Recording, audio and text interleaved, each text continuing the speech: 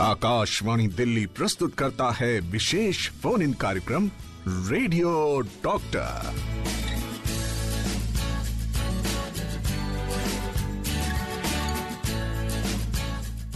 नमस्कार, आप सभी का स्वागत है कार्यक्रम रेडियो डॉक्टर में। एक ऐसा कार्यक्रम जिसका आपको बेसब्री से इंतजार रहता है और इंतजार रहता है हमें भी, क्योंकि हम जानते हैं कि जितने ललायत आप हैं उतने ज़्यादा ललायत हम भी हैं और हम चाहते हैं कि आप तक पहुंचाएं ज़्यादा से ज़्यादा जानकारी, क्योंकि आपका स्वास्थ्य सर्वप्रथम महत्वपूर्ण है आपके लिए, हम सब के लिए। तो आपको बताना चाहते हैं कि आज जिस विषय पर हम चर्चा करने जा रहे हैं वो है मेटाबॉलिक डिसऑर्डर्स, और इस विषय पर हमें जानकारी देने के लिए साक्षात हमारे साथ स्टूडियो में मौजूद हैं professor Sanjay Kumar, HOD emergency medicine, यानी कि एचओडी हैं आप emergency medicine department of medicine, Lady Hardinge Medical College and Hospital में। तो सर्वप्रथम इनका स्वागत करते हैं और स्वागत के साथ साथ आप सभी जानने के लिए ये आतुर हैं कि आखिरकार ये मेटाबॉलिक डिसऑर्डर्स, ये डिजीजेज हैं क्या। आपको बता देते हैं, हमारा नंबर है 9868107070, जिस पर आप अपने संदेश भेज सकते हैं और सवाल पूछ सकते हैं, या फिर आप हमसे टेलीफोन लाइन के माध्यम से संपर्क कर सकते हैं और प्रश्न पूछ सकते हैं प्रोफेसर संजय कुमार से। हमारा नंबर है 23421080, और हमारे जो दिल्ली के बाहर के श्रोता हैं वो 011 जरूर लगाएं जब वो हमें कॉल करें। तो सर्वप्रथम हम यहाँ स्वागत करना चाहते हैं प्रोफेसर संजय कुमार का। प्रोफेसर कुमार, आपका बहुत बहुत स्वागत है हमारे इस फोन इन कार्यक्रम में जिसका नाम है रेडियो डॉक्टर। धन्यवाद। जी, जैसा कि हम बता चुके हैं अपने सुनने वालों को कि आज जिस विषय पर हम चर्चा करने वाले हैं वो है मेटाबॉलिक डिसऑर्डर्स। कितने प्रकार के, किस प्रकार के, या यूं कह लीजिए मेटाबॉलिक डिसऑर्डर्स कौन कौन से हैं? मेटाबॉलिक सिंड्रोम या मेटाबॉलिक डिसऑर्डर्स जिसको हम कहते हैं जी, ये एक कलेक्शन ऑफ कंडीशंस हैं जो कि हमें प्रीडिस्पोज करते हैं हमें हार्ट अटैक के लिए, या जो स्ट्रोक होता है, या कह लीजिए कि ब्रेन अटैक कह लीजिए, या फिर हमें डायबिटीज़ के लिए प्रोन करते हैं। तो ये सारी कलेक्शन ऑफ कंडीशन है, जैसे कि हाई ब्लड प्रेशर हो गया, मोटापा, जो वेस्ट सरकमफ्रेंस है हमारा वो ज़्यादा हो जाना, या हमारा शुगर जो है वो डायबिटिक रेंज में ना हो करके इम्पेयर्ड, मतलब थोड़ा सा बढ़ा हुआ है, नॉर्मल भी नहीं है, डायबिटीज़ भी नहीं है, तो इम्पेयर्ड फास्टिंग ग्लूकोज या इम्पेयर्ड ग्लूकोज जिसको कहते हैं। और साथ साथ में ये जो कोलेस्ट्रॉल लेवल बढ़ जाता है, या ट्राइग्लिसराइड बढ़ जाना, या जो बैड कोलेस्ट्रॉल बढ़ जाना, या गुड कोलेस्ट्रॉल का कम हो जाना, ये सारे रिस्क फैक्टर्स जो होते हैं इनको क्लब करके हम मेटाबॉलिक सिंड्रोम या मेटाबॉलिक डिसऑर्डर्स कहते हैं, या सिंड्रोम एक्स भी कहा जाता है इनको। जी, अब यहाँ पर बात ये उठती, जैसे कि हमने इन सभी बीमारियों के बारे में चर्चा की, आपने इनके बारे में बताया, हमने इनको खास मेटाबॉलिक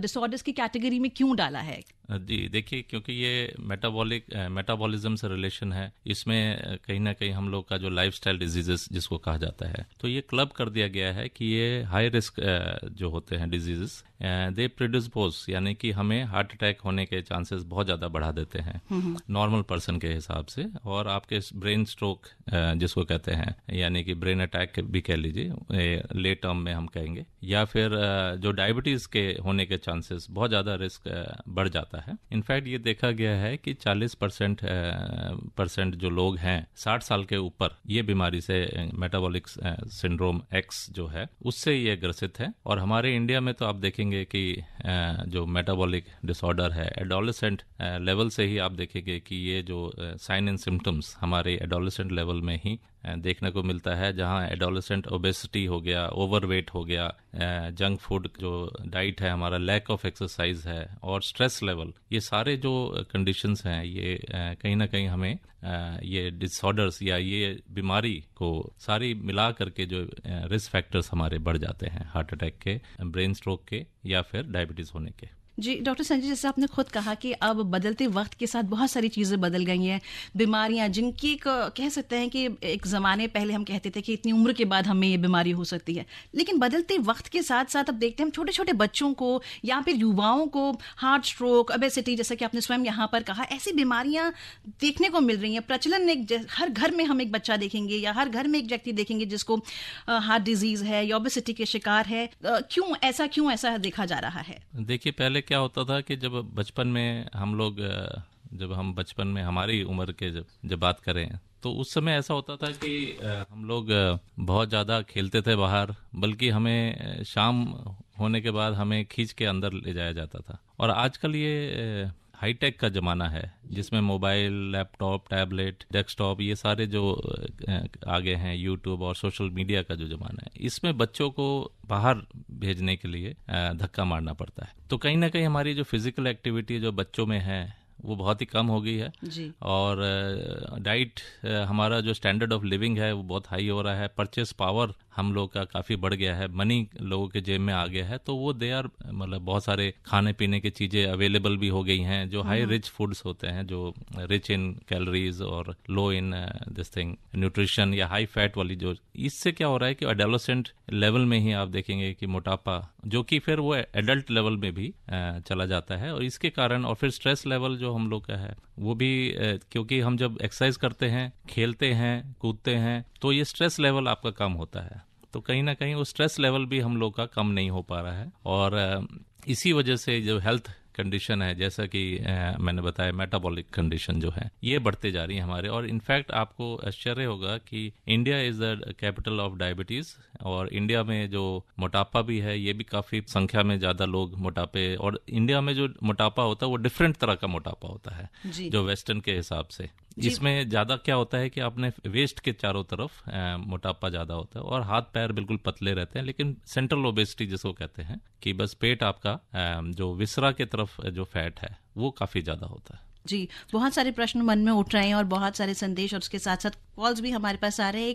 यहाँ पर हम इस कार्यक्रम का पुनः आगाज करते हैं और आप सभी के प्रश्नों को हम जरूर शामिल करेंगे। आप हमसे संपर्क कर सकते हैं इन नंबर्स के माध्यम से 23421080, या फिर आप हमें कॉल कर सकते हैं 23421084 पर। दिल्ली के बाहर के कॉलर्स 011 जरूर लगाएं नंबर मिलाने से पहले। तो हमारे पहले कॉलर हमारे साथ जुड़ चुके हैं, आइए इनसे बात करते हैं। हेलो जी, नमस्कार, अपना नाम बताएं और अपना प्रश्न पूछें। हाँ, डॉक्टर साहब को नमस्कार। नमस्कार जी, मैं राजेंद्र करमपुरा दिल्ली से बोल रहा हूँ सर। गुजारिश मेरी ये है, तो यदि मेरे से कोई ये कहे कि आपको 5 मिनट की स्पीच देनी है, कोई प्रोग्राम पेश करना है, तो पता नहीं क्यों मेरी दिल की धड़कन बढ़ जाती है, हाथों से पसीने आने लग जाते हैं, या मेरी ब्लड की जो स्पीड है बॉडी में वो बढ़ जाती है। यदि मेरी पूरी तैयारी रहती है तो ये भी क्या ये मेटाबॉलिक जो डिसऑर्डर की प्रॉब्लम है, या इससे मुझे क्या करना होगा सर? राजेंद्र जी, ये जो आप जो बता रहे हैं कि हार्ट की धड़कन तेज हो जाना, पल्स रेट तेज हो जाना, पसीने आना, घबराहट जैसा महसूस होना, ये एक साइकोलॉजिकल कंडीशन होती है जिसको हम कहते हैं पैनिक अटैक। तो ये पैनिक अटैक ज्यादातर स्टेज फियर, या जब आप परफॉर्मेंस करते हैं, कहीं पे बोलना हो, स्टेज पे जाके बोलना हो, या किसी के बहुत सारे लोगों के सामने बोलना हो, ये क्लासरूम में बोलना हो, बच्चों में भी होता है, तो ये एक साइकोलॉजिकल कंडीशन है, इसको पैनिक अटैक कहते हैं इसमें। और या फिर क्लोज्ड स्पेसेस में जो फियर होता है, एक वो फियर भी इसमें जो फोबिया के तरह से भी हो सकता है। तो ये अलग अलग दो चीजें हैं, एक पैनिक अटैक्स होता है, एक फोबिया होता है। तो जो आपको हो रहा है वो पैनिक अटैक्स है, इसका दवा लेके आप डॉक्टर से मिलिए, वो आपको दवा लिख के आप बिल्कुल स्वस्थ हो जाएंगे और आप ज्यादा से ज्यादा बोल भी पाएंगे। ये बहुत बहुत धन्यवाद हमसे संपर्क करने के लिए और सवाल पूछने के लिए। तो सभी श्रोताओं से यही निवेदन है कि अगर आप विषय संबंधी जानकारी प्राप्त करना चाहते हैं तो हम हरदम हर पल आपके साथ हैं, और आपके सवाल, आपके प्रश्न सर आंखों पर। डॉक्टर साहब इस वक्त हमारे साथ हैं। डॉक्टर साहब, जैसे कि आपने थोड़ी देर पहले ओबेसिटी के बारे में कहा था कि किस तरह से मांस जो है वो जम जाता है। अब दो तरीके की ओबेसिटी है, एक तो हमारे पास जेनेटिक ओबेसिटी जिसके हम कहते हैं कि जेनेटिकली हमारे साथ ओबेसिटी साथ चल रही है। ऐसे लोगों को कितना सजग रहना जरूरी होता है? देखिए, जेनेटिक ओबेसिटी फैमिलीज में रन करती है, उसमें देखा जाएगा कि आपके पेरेंट्स भी ओबीज हैं, सिबलिंग्स भी ओबीज हैं, या ग्रैंड पेरेंट्स होते हैं वो भी ओबीज हो सकते हैं। तो उसमें क्या होता है कि विदाउट ज़्यादा खाए भी आपकी एक टेंडेंसी होती है कि एब्जॉर्प्शन ज़्यादा हो रहा है फैट का, या फिर टेंडेंसी है कि स्टोरेज ऑफ फैट ज़्यादा है। तो वो एक जेनेटिक डिसऑर्डर है, और कई तो बहुत सारे जेनेटिक डिसऑर्डर हैं जिसमें ओबेसिटी एक पार्ट हो सकता है। बट जो हम जो बात कर रहे हैं मेटाबॉलिक सिंड्रोम, ये जो है इनएक्टिविटी, लाइफस्टाइल डिसऑर्डर्स और स्ट्रेस लेवल और जो लाइफस्टाइल की जो प्रॉब्लम है उसके वजह से एक जो फिनोटाइप है यानी कि जो अपीयरेंस है वो सेंट्रल ओबेसिटी का होता है, जिसमें हाथ पैर तो पतले रहते हैं लेकिन एक पेट मोटा हो जाता है, यानी कि फैट एक्यूमुलेशन जो है वो आपके विसरा के अगेंस्ट, मतलब विसरा यानी कि जो ऑर्गन्स हैं, इंटरनल ऑर्गन्स हैं आपके पेट के अंदर, जो जैसे किडनी के चारों तरफ हो गया, मिजेंट्री हो गया, आपकी इंटेस्टाइन के चारों तरफ हो गया, लिवर में फैट हो जाना जिसको फैटी लिवर भी कहते हैं, और इस तरह के जो फैट एक्यूमुलेशन होता है ये ज्यादातर देखा गया कि इंडियन और एशियन फिनोटाइप में देखा गया है। ये कहीं ना कहीं हम लोग का खाने पीने का इससे रिलेशन है, और हमारी जो फिजिकल इनएक्टिविटी है वो भी इसमें काफ़ी हद तक इसमें रोल प्ले करता है। जी, एक और कॉलर इस वक्त हमारे साथ टेलीफोन लाइन पर जुड़ चुके हैं। आइए इनसे बात करते हैं और इनके प्रश्न को जानने की कोशिश करते हैं, इसका निदान देने की कोशिश करते हैं। हेलो जी, नमस्कार, अपना नाम बताओ और प्रश्न पूछिए। नमस्कार मैम, GS चट्ठा बोल रहा हूँ। डॉक्टर साहब को भी नमस्कार। जी नमस्कार। डॉक्टर साहब, मेटाबॉलिक बढ़ने के कारण क्या होते हैं और इसका उपचार क्या? दूसरा, क्या खान पान में कुछ ध्यान रखें तो इससे बचाव हो सकता है? जी चड्डा जी, बहुत अच्छा क्वेश्चन है। देखिए, ये पूरी जो बीमारी है ये लाइफस्टाइल डिसऑर्डर ही है, और इसके बचाव करने का तरीका यही है कि आप खान पान अच्छा रखें, आप फैट डाइट और जिसमें जंक फूड जो होता है, जिसमें हाई कैलोरीज होती हैं और लो न्यूट्रिशन होता है, वो आप कम रखें। और इसमें देखा गया है कि हम लोग काम तो ज़्यादा करते नहीं हैं लेकिन कार्बोहाइड्रेट डाइट ज़्यादा लेते हैं, तो जहाँ तक हो सके कार्बोहाइड्रेट का डाइट कम रखें। अगर आपके पास ज़्यादा काम नहीं है, डेस्क जॉब है या ज़्यादा एक्टिविटी नहीं है, और लेकिन आप कार्बोहाइड्रेट ज़्यादा ले रहे हैं या एनर्जी वाली जो फ्राई वाली चीज़ें, फैट वाली चीज़ें होती हैं वो ज़्यादा ले रहे हैं, और आपका वेट निरंतर बढ़ते जा रहा है, सेंट्रल ओबेसिटी जो मोटापा है वो बढ़ता जा रहा है, तो आपको कहीं ना कहीं आपको अपना रोटी चावल जो है, आपका जो कार्बोहाइड्रेट वाली चीज़ें हैं, फैट जो चीज़ें हैं, शुगर वाली, हाई शुगर से भी वो सारा जो एक्स्ट्रा शुगर होता है वो कन्वर्ट हो जाता है फैट में, तो स्टोरेज के फॉर्म में स्टोर हो जाता है। तो ये सारी चीज़ें आपको अवॉइड करनी चाहिए। और न्यूट्रिशियस फूड जैसे कि आपका फल और सब्जियां हो गई, इससे आदमी कभी मोटा नहीं हो सकता। आप जितनी मर्जी सब्जी खा लें, जितनी मर्जी आप फ्रूट खा लें, तो ये सारी चीज़ें से सॉल्युबल फाइबर्स भी मिल जाते हैं, आपका पेट भी सही रहता है, कभी आपको एसिडिटी नहीं होगी और हमेशा कभी कॉन्स्टिपेशन नहीं होगा। तो सलाद लीजिए, आप फ्रूट्स लीजिए, वेजिटेबल्स लीजिए। व्यायाम बहुत ज़रूरी है। हम देखते हैं कि व्यायाम हम लोग नहीं करते। 30 मिनट्स आप डेली सुबह या शाम को कभी भी ब्रिस्क वॉकिंग करें। तेज चलना बहुत जरूरी है, पसीना आना चाहिए, हार्ट का एक्सरसाइज साथ साथ में होना चाहिए, सांस भी फूलना चाहिए। ये सब चीजें आप करेंगे तो बिल्कुल मेटाबॉलिक सिंड्रोम। वैल्यूएबल एडवाइस के लिए धन्यवाद मैडम, फोन लेने के लिए धन्यवाद। नमस्कार। बहुत बहुत शुक्रिया सवाल पूछने के लिए। उम्मीद करते हैं कि आपको आपके प्रश्न का बिल्कुल जवाब मिला होगा। और डॉक्टर साहब, यहाँ पर एक प्रश्न, बहुत ही प्यारा प्रश्न है, और मनोहर लाल गांधी जी चाणक्य चौक गाजियाबाद से लिखते हैं कि आज के आधुनिक युग में, जहां मैंने आपसे पहले भी प्रश्न पूछा था कि बच्चों में बहुत कम उम्र में ही बीमारियां देखने के लिए मिलती हैं, चाहे वो हार्ट स्ट्रोक की बात हो या ओबेसिटी की बात हो, तो ये कहना चाह रहे हैं कि आज के बच्चों का, या इस दौर की बात की जाए तो बच्चों के चेहरों से चमक जा चुकी है, कहीं ना कहीं किसी अंधी दौड़ में है, कहीं ना कहीं कुंठित हैं, परिवार में रहकर भी ऐसा लगता है कि जैसे कि अकेले से हैं, कुछ मन विचलित सा है, कहीं ना कहीं जो ये स्ट्रेस लेवल बढ़ गया है बच्चों में, ये बहुत बड़ा कारण है। देखिए, इसमें डेफिनेटली आजकल हम लोग एक ही रूफ के नीचे रहते हैं, एक ही कमरे में रहते हैं, लेकिन दूरियां बढ़ जाती हैं। स्पेशली आजकल सोशल मीडिया में हैं, आप एक दूसरे से बात करने के लिए भी हम लोग सोशल मीडिया, एक कमरे से दूसरे कमरे में फ़ोन खड़का देते हैं या एक मैसेज कर देते हैं कि जो भी हमारा कंसर्न होता है, बल्कि उठ के जाके वहाँ बात नहीं कर पाते। तो ये देखिए, कहीं ना कहीं मीडिया जो हमारा आया है, सोशल मीडिया, उसके कहीं अच्छे फ़ायदे भी हैं, नुकसान भी हैं, और ख़ास करके हमारे जो यंगस्टर्स हैं उसको जो उसके फ़ायदे ना करके उसके नुकसान की तरफ ज़्यादा खींचे चले जाते हैं, और हम घंटों तक आप देखेंगे कि उसमें, स्पेशली मोबाइल में, मैं खासकर बताना चाहूँगा कि जो पेरेंट्स हैं उनको खास करके मैं ये इन्फॉर्मेशन देना चाहूँगा कि हर मोबाइल में बच्चे के जो होता है, जो स्मार्टफोन है, उसमें एक डिजिटल वेलबींग और पेरेंटल कंट्रोल भी होता है। उसको आप मॉनिटर करते रहें। सेटिंग्स में जाके आप उसमें जाएं, सेटिंग्स में, और डिजिटल वेलबींग और पेरेंटल कंट्रोल में आप देखें कि बच्चा कितना समय दे रहा है। पूरे 1 मंथ का उसमें आ जाता है, और मीडिया वाइज आ जाता है कौन कौन से मीडिया पे वो कितना समय दे रहा है, तो आपको एक अंदाजा लगेगा कि, और उस बच्चे से आप फिर बात करके उसको हेल्दी कन्वर्सेशन के साथ, ऐसे डांटिए नहीं लेकिन हेल्दी कन्वर्सेशन के साथ आप उसको बोल सकते हैं। और उसमें आप वो भी लगा सकते हैं अपर लिमिट कि भाई यूट्यूब पे आप 1 घंटा या 2 घंटा से ज़्यादा आप, वो फिर चलेगा ही नहीं यूट्यूब, वो भी आप पेरेंटल कंट्रोल है उसमें, तो आप वो सेट कर सकते हैं। तो इस तरह से आप उसको कम कर सकते हैं। बिल्कुल, पेरेंटिंग का एक बहुत इंपॉर्टेंट पार्ट हो चुका है मोबाइल फोन्स या सोशल मीडिया का, जहां पर कंट्रोल करना इसलिए ज़रूरी है कि बच्चे को आगे चलकर मानसिक दिक्कतें या फिर जैसा कि हम मेटाबॉलिक डिसऑर्डर्स की बात कह रहे हैं, क्योंकि छोटी छोटी कड़ियां आकर जाकर बड़ी कड़ी बनती है। एग्जैक्टली ये चीज़ें हमें देखते हैं हम लोग, मोबाइल तो दे देते हैं लेकिन उस पर कंट्रोल नहीं रखते हैं, खास करके जो पेरेंट्स हैं वो रखना जो बहुत ज़रूरी है। और कहीं ना कहीं हम लोग जैसे बच्चों को बाहर भेजें, खेलने के लिए भेजें खेल कूद में, या फिर कोई अगर आप अफोर्ड कर सकते हैं तो कोई एकेडमी में डाल दें, फुटबॉल एकेडमी, बैडमिंटन एकेडमी, इस तरह के एकेडमी में, या दोस्तों के साथ उनको बाहर ही अपना खेल लें, थोड़ा बहुत घूम के आएँ। तो ये सब चीज़ करना बहुत ज़रूरी है आजकल के समय। बिल्कुल, कल के निर्माण के लिए आज काम करना बहुत ज़्यादा ज़रूरी है। हमें कोई भी दिक्कत ना हो, कोई भी परेशानी ना हो, किसी भी प्रकार की बीमारी ना लगे, इसके लिए ज़रूरी है कि हम आज से कार्यरत हो जाएं। आप सुन रहे हैं विशेष फोन इन कार्यक्रम रेडियो डॉक्टर।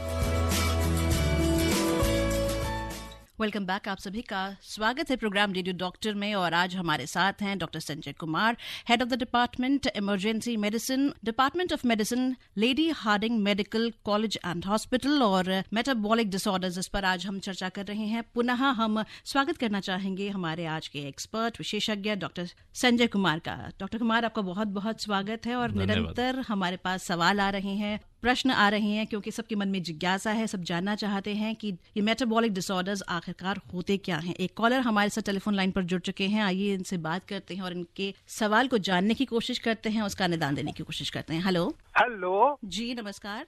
Radio doctor. जी रेडियो डॉक्टर सुन रहे हैं आप, और रेडियो डॉक्टर प्रोग्राम में आप शामिल हो चुके हैं। अपना नाम बताइए और अपना प्रश्न पूछिए। आपको नमस्कार, रघुविंदर सिंह बोल रहा हूँ, सुभाष नगर, नई दिल्ली 27 से। जी बताइए। डॉक्टर साहब को सादर प्रणाम। प्रणाम रघुविंदर जी।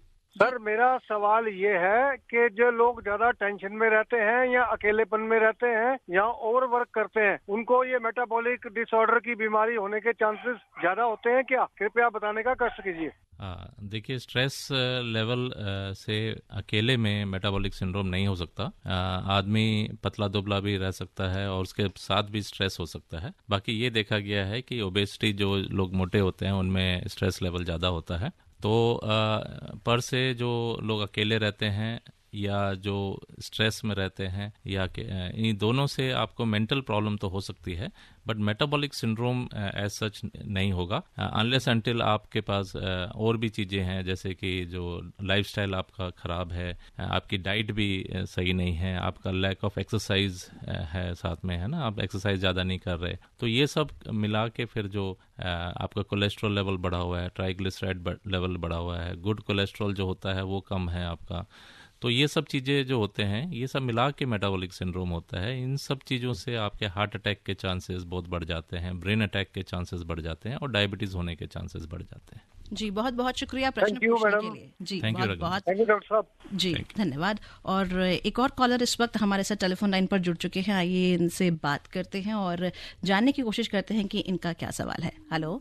जी नमस्ते मैम। जी नमस्कार, अपना नाम बताएं और प्रश्न पूछें। हाँ, मैं लखनऊ से राजा बात कर रहा हूँ। मैं ये जानना चाहता हूँ कि जो मतलब स्टार्टिंग में परेशानी या प्रॉब्लम महसूस होने के बाद कभी हम लोग इतना तवज्जो नहीं करते हैं, ध्यान नहीं देते हैं, वही प्रॉब्लम आगे बढ़ जाता है। तो शुरू में अगर प्रॉब्लम हो तो किन बातों का ध्यान रखना है कि आगे कोई प्रॉब्लम बढ़ने ना पाए? जी राजा जी, ये अच्छा प्रश्न है, क्योंकि prevention is better than cure, है ना। बचाव हमेशा जो बीमारी के जो ट्रीटमेंट है उससे ज्यादा अच्छा रहता है। अगर कोई चीज हम पहले ही बचा लें तो उसकी जो भारी भरकम जो ट्रीटमेंट होता है वो उससे हम बच पाएंगे। तो देखिए, सबसे पहला जो हमारा लाइफस्टाइल जो प्रॉब्लम है उसको हमें डील करना है, हमें वेट लॉस करना है। जो ओबेसिटी है तो हमें मोटापा कैसे कम करेंगे हम लोग, हमें डाइट, प्रॉपर डाइट लेना पड़ेगा। कार्बोहाइड्रेट डाइट जो है हमारा, वो मैंने जैसे बताया कि कम कर दे। हम रोटी जैसे ज्यादा अगर हम खा रहे हैं, हम लोग वैसे ही अगर ओबीस हैं, जैसे जो लोग मोटापे हैं, तो वो थोड़ा सा कार्बोहाइड्रेट डाइट स्लोली आप कम करें। जैसे 4 रोटी खाते हैं तो 3 रोटी कर दें,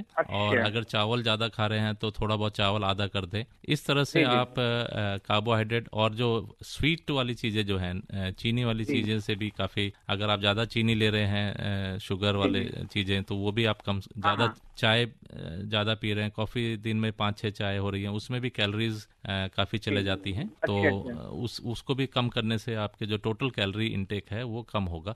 तो इस तरह से जो कैलोरी इनटेक आप कम करें, कार्बोहाइड्रेट इनटेक कम करें, और इधर से आप साथ में फ्रूट इनटेक बढ़ा सकते हैं, फ्रूट और सैलड्स, उससे आप पेट भरेंगे तो वो कैलोरीज तो ज़्यादा नहीं जाएंगे, लेकिन आपके जो फाइबर्स डाइट है वो बढ़ जाएगा और आपका पेट भी भरेगा और आप स्वस्थ रहेंगे। और साथ साथ में आप वेट लॉस करने के लिए एक्सरसाइज एक प्रोग्राम बनाएं कि नियंत्रण आप डेली आप आधे घंटे का सुबह या शाम को समय निकाल के डेली आप तेज चलें। अगर आपको हार्ट की कोई प्रॉब्लम नहीं है तो आप धीरे धीरे आप अपना ये जो आधे घंटे का समय है उसको धीरे धीरे, कभी पहले 10 मिनट चलें, फिर आप 20 मिनट चलें, फिर धीरे से आप 30 मिनट भी चलें, और तेज चलना है इसके लिए। डॉक्टर साहब, जैसे जो लोग मतलब जैसे दुकान पे बैठते हैं, जैसे सुबह उनका 9 बजे 8 बजे से बैठ गए, शाम को 5-6-7 बजे तक बैठे रहते हैं, तो ऐसे मतलब व्यक्तियों के लिए सर मतलब वो क्या कर सकते हैं? हाँ, देखिए, जो जिनको बैठने का काम है उनको बीच बीच में 1 घंटे पे थोड़ा सा चलना चाहिए, ताकि उनके जो ब्लड सर्कुलेशन भी हैं, जो पैर में जो है वो भी चलता रहे। और जैसे मैंने बताया, सुबह या शाम को जरूर आप समय निकालें अपने हेल्थ के लिए, ताकि आप आधे घंटे का समय 24 घंटे में आपको निकालना है, बाकी 23.5 घंटे आपके पास है। जी, बहुत बहुत धन्यवाद। बहुत ओके, नमस्कार जी, नमस्कार, बहुत बहुत धन्यवाद प्रश्न पूछने के लिए। वैसे तो आपने इस बात का जवाब यहीं पर दे दिया है, लेकिन पुनः सवाल पूछना चाहूंगी, वेट लॉस कैसे करें, क्योंकि बहुत बहुत ज्यादा महत्वपूर्ण है अगर सभी बीमारियों से निजात चाहते हैं तो। देखिए, कुछ लोग कहते हैं कि मेरा वेट ऐसे ही बढ़ रहा है, मैं तो कुछ खाता ही नहीं, तो ऐसा मुमकिन नहीं है। आप बिना खाए वेट, कहीं ना कहीं आपकी एक्टिविटी भी उसी हिसाब से कम है, काफ़ी कम है। जो लोग कहते हैं कि मैं बस 1 रोटी या 2 रोटी खा रहा हूँ, लेकिन मैंने कई बार देखा है कि उनका चीनी की मात्रा ज़्यादा होती है। एक सज्जन मेरे को मिले थे जो पूछने के बाद, सारा कुछ पूछने के बाद वो सब चीज़ पे ना करते गए, लेकिन बाद में पता चला कि वो 250 ग्राम जलेबी डेली खाते हैं वो, और उसको वो कंसिडर नहीं करते कि उससे फैट होगा, और वो कह रहे हैं मैं 20-25 साल से खा रहा हूँ। तो उनका वेट भी बहुत ज़्यादा था। तो जनरली जो मीठा चीज़ है उसको, ये फैट का जो हम चीज़ें खाते हैं उसको वो सोचते हैं कि इससे फैट होता है, लेकिन मीठे की चीज़ से हमें फैट नहीं होता, ये धारणा है, बट ऐसा नहीं है। अगर आप ज़्यादा मीठा लेंगे तो वो भी कन्वर्ट होता है, स्टोरेज होता है, और आपके फैट में कन्वर्ट भी हो सकता है। तो मीठा कम खाएं, उससे कैलोरीज बहुत मिलती हैं। जो कार्बोहाइड्रेट डाइट मैंने बताया, कॉम्प्लेक्स कार्बोहाइड्रेट है, जैसे कि आलू हो गया, चावल और जो गेहूं होता है, ये जो रोटियां होती हैं, इनको भी आप कम करें। और साथ में इसके अलावा जो फैट वाली चीज़ें तो कम करनी ही है आपको। प्रोटीन डाइट आप बढ़ा सकते हैं, जैसे कि आपको दाल हो गया, और जो सोयाबीन हो गया, जो वेजिटेरियंस हैं, पनीर हो गया, और जो नॉन वेज खाते हैं वो लीन फैट बढ़ा सकते हैं।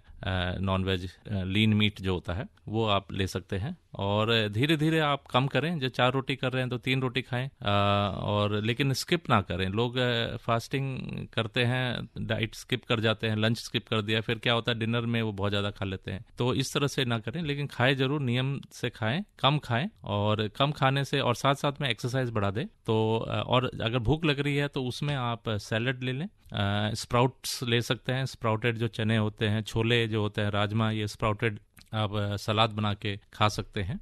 रॉ चीज़ें जो होती हैं वो आप लेंगे, वो हेल्दी, एक तो प्रोटीन डाइट भी होता है और आपके फाइबर्स भी मिल जाते हैं, सॉल्युबल फाइबर्स। इस तरह से आप डाइट को चेंज करके धीरे धीरे, एकदम से वेट लॉस भी सही नहीं होता है, धीरे धीरे आप वेट लॉस करें, एक नियम तौर से आप एक्सरसाइज करें, तो आपका वजन और ये आपका कम होता जाएगा वेट। और वेट मेजर भी करना बहुत जरूरी है। हम लोग वेट मेजर नहीं करते, अगर वेट कहीं आसपास हो तो 6 महीने पे, 2-4 महीने पे जरूर वेट चेक करते रहें। वैसे तो वेस्ट लाइन से भी पता चल जाता है, आपका जो पैंट ढीले होने लग जाएंगे, कपड़े ढीले होते हैं, तो उससे भी पता चलता है। जी, बिल्कुल ठीक कहा आपने यहाँ पर।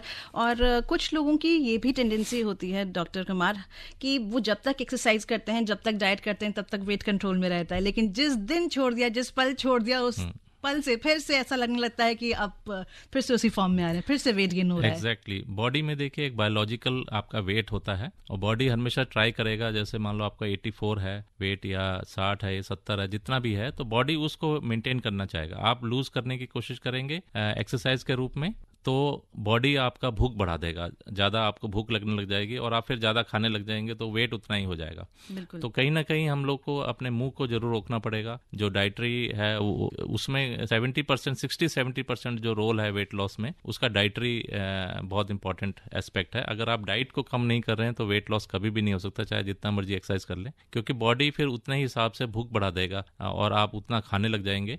अगर आप ज़्यादा एक्सरसाइज कर रहे हैं तो ज़्यादा खाने भी लग जाएंगे और फिर वो वेट उतना ही हो जाता है। तो लेकिन वो अलग बात है, अगर आप एथलेटिक हैं तो उसमें आपको डेफिनेटली ज़्यादा खाना पड़ता है आपको कैलोरीज को मैनेज करने के लिए। लेकिन अगर आप वेट लॉस करना है तो दोनों चीज़ बहुत ज़रूरी है। डाइट में आपको कैलोरीज कम करना पड़ेगा और एक्सरसाइज भी ज़्यादा करना पड़ेगा। बिल्कुल, बहुत सारे एक्सरसाइज और डाइट दोनों जब किए जाएंगे तो आप वेट लॉस कर सकते हैं। और अगर वेट लॉस हो जाता है तो सच मानिए, यकीन मानिए, जैसे कि डॉक्टर संजय ने स्वयं यहाँ पर कहा कि बहुत सारी बीमारियों से हम वैसे ही निजात पा सकते हैं। आप हमेशा कहते हैं कि हमारी हेल्दी स्किन, ग्लोइंग स्किन कैसे हो, तो ऐसे ही होगी जब आप खुद पर काम करेंगे। आप सभी से अनुरोध है, अगर कोई भी प्रश्न है, कोई भी सवाल है, पूछ लीजिए आज, क्योंकि डॉक्टर संजय, प्रोफेसर संजय कुमार इस वक्त हमारे साथ हमारे स्टूडियो में लाइव हैं। प्रोग्राम है रेडियो डॉक्टर। 23421080 इस नंबर से या फिर 23421084 इस नंबर के माध्यम से भी आप हमसे संपर्क कर सकते हैं और सवाल पूछ सकते हैं प्रोफेसर संजय कुमार से। आप सुन रहे हैं विशेष फोन इन कार्यक्रम रेडियो डॉक्टर।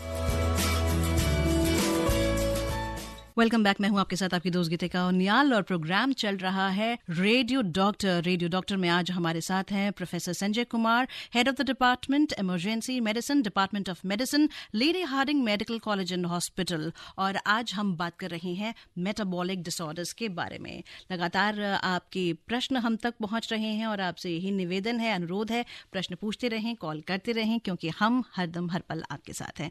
डॉक्टर साहब, हमने बात की आज मेटाबॉलिक डिसऑर्डर्स के बारे में, कार्डियोवास्कुलर डिजीजेस हो गई या फिर हमने ओबेसिटी के बारे में बात की। अगर कोई व्यक्ति जिसको ये दोनों ही बीमारियां हैं, दोनों ही दिक्कतों से वो परेशान है, उसके लिए सबसे महत्वपूर्ण क्या हो जाता है? वो किस बीमारी पर ज्यादा ध्यान दे? वो हार्ट अटैक हो चुका है पहले और आप ओबीज हैं तो इसमें बड़ा ही पेचीदा मामला हो जाता है, क्योंकि आपको वेट लॉस भी करना है और आपका हार्ट भी कमजोर है, एक बार हार्ट अटैक हो चुका है आपको या अन्य हार्ट की प्रॉब्लम है। तो इसमें ऐसे में आपको अपने डॉक्टर से मिलके उनका एक एक्सरसाइज प्रोग्राम आपको डेवलप करना पड़ेगा। तो उससे धीरे धीरे आप अपना एक्सरसाइज, एकदम से एक्सरसाइज करना भी ठीक नहीं है आपके लिए। वो चीज़ आपका हार्ट अटैक को प्रेडिस्पोज करेगा। अगर आपकी कॉर्नरी आर्टरी डिजीज है या अन्य हार्ट पे जोर पड़ता है, क्योंकि कोई भी एक्सरसाइज करेंगे उसमें हार्ट पे जोर पड़ेगा ही पड़ेगा। तो कोई भी हार्ट की प्रॉब्लम है तो आप अपने डॉक्टर से जरूर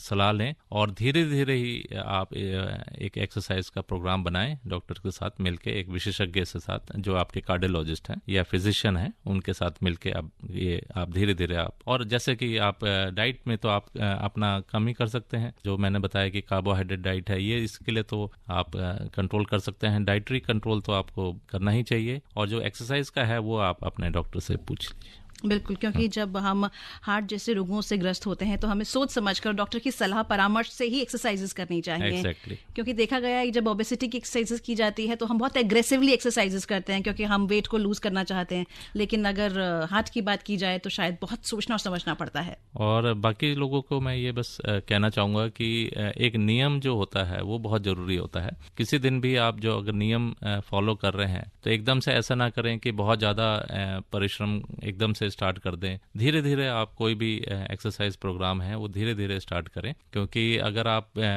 बिल्कुल डीकंडीशनड हैं, कभी एक्सरसाइज किया नहीं और एकदम से आप कोई भी एक्सरसाइज स्टार्ट करते हैं और आधे घंटे एकदम से तेज चलने लगे तो वो भी चीज़ सही नहीं है। आप धीरे धीरे पहले 5 मिनट, फिर 10 मिनट, फिर 15 मिनट इस तरह से बढ़ाएं। और सबसे बड़ी बात है नियम होना चाहिए। अगर आपने एक दिन मिस कर दिया तो ऐसा नहीं हो कि दूसरा दिन मिस करें, है ना। वैसे तो एक दिन भी मिस ना करें जो आपने नियम बना लिया है। तो अगर एक दिन बाई चांस मिस भी हो जाता है तो सेकंड डे मिस ना करें। ये एक नियम के तौर पे, चाहे आप बेशक 10 मिनट के बजाय 5 मिनट ही कर पाएं, लेकिन एक नियम पे, क्योंकि एक जब हैबिट बन जाएगा तो जो आज आप 5 मिनट भी कर रहे हैं, 10 मिनट भी, वो आप 30 मिनट्स भी करेंगे। तो नियम सबसे इंपॉर्टेंट चीज है।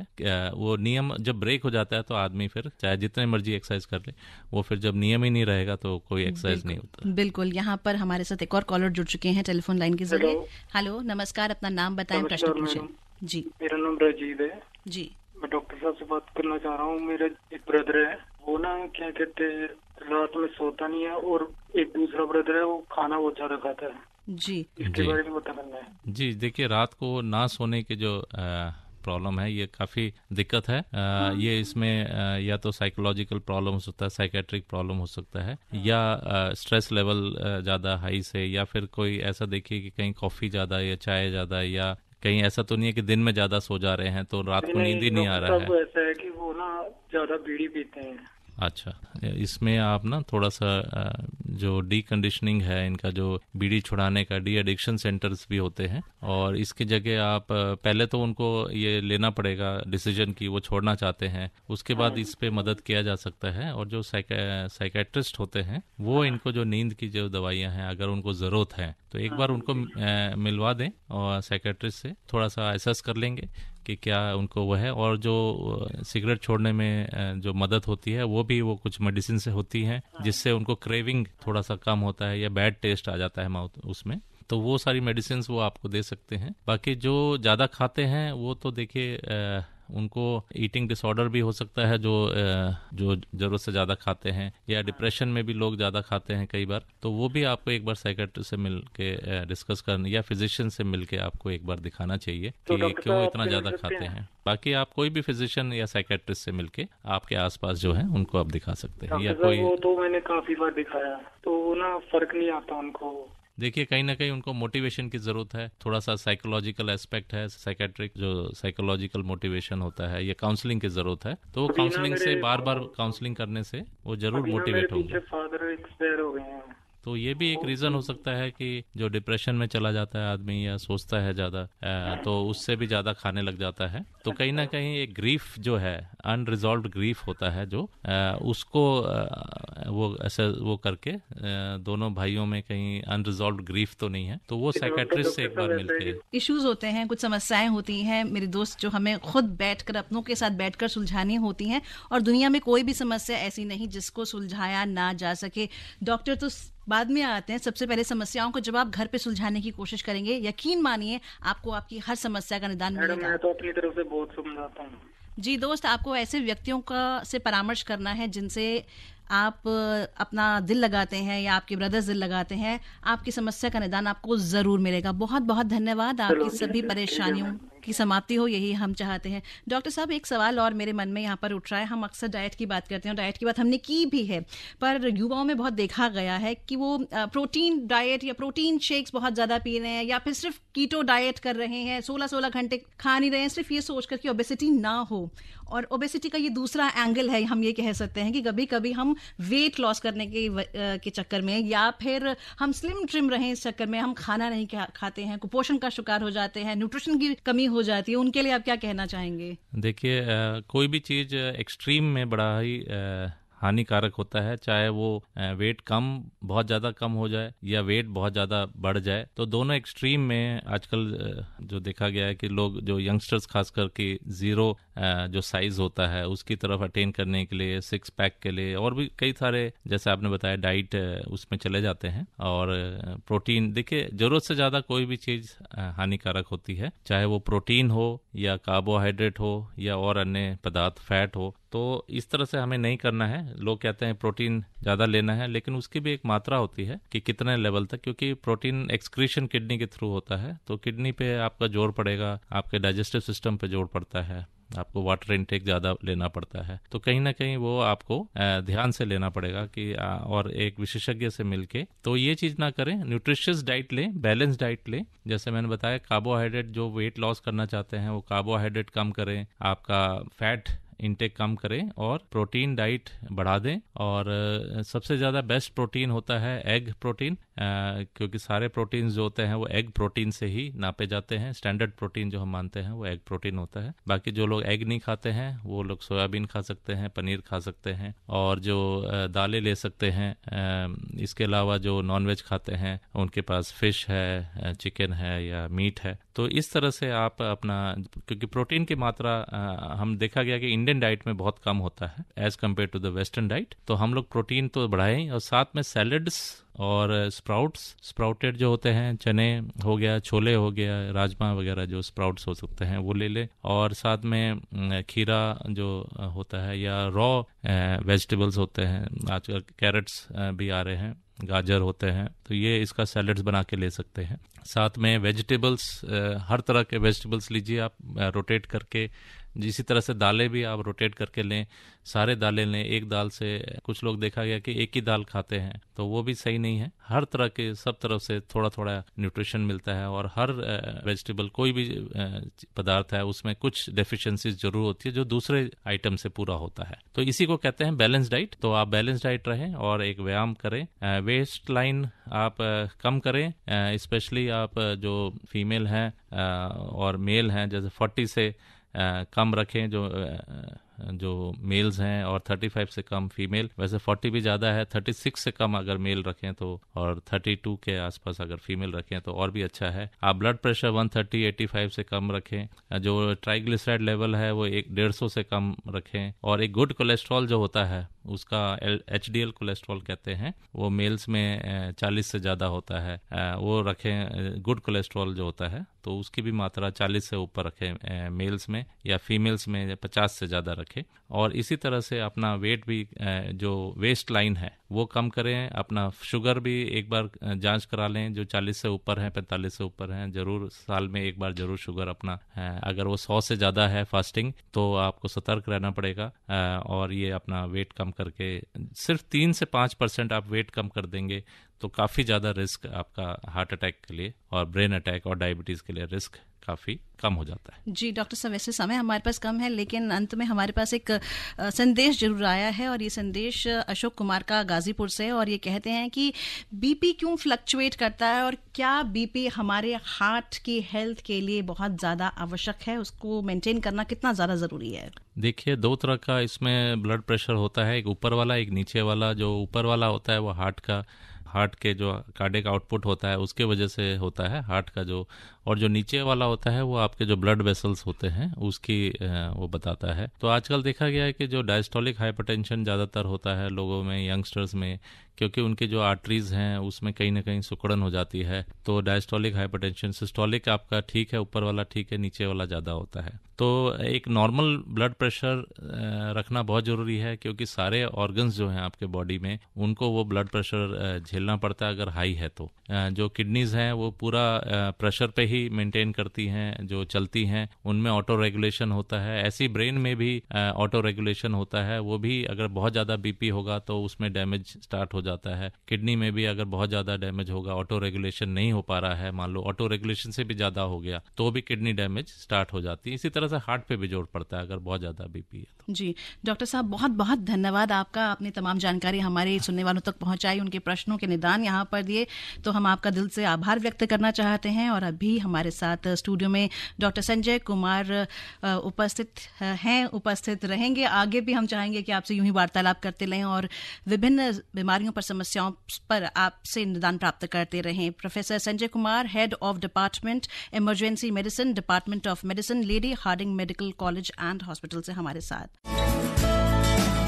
अभी आप आकाशवाणी दिल्ली से विशेष फोन इन कार्यक्रम रेडियो डॉक्टर सुन रहे थे। कार्यक्रम की प्रस्तुतकर्ता थी शालिनी मित्तल।